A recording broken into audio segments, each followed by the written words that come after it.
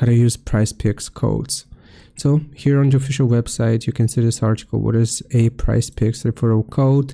It basically tells us that once we sign up, there will be a field underneath your username and password where you can enter promo codes. Now, this is the official promo code that you can enter in order to get $50 when you play your first lineup.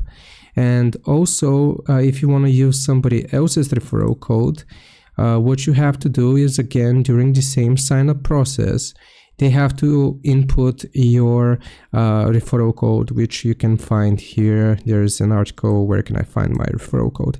So if they use your referral code, when signing up, you will get $25 in credit here, $25 referral bonus. Again, once they sign up using your referral code, then this amount will be credited to your profile. I hope this answers your question. Leave a like and sub. I'll see you next time.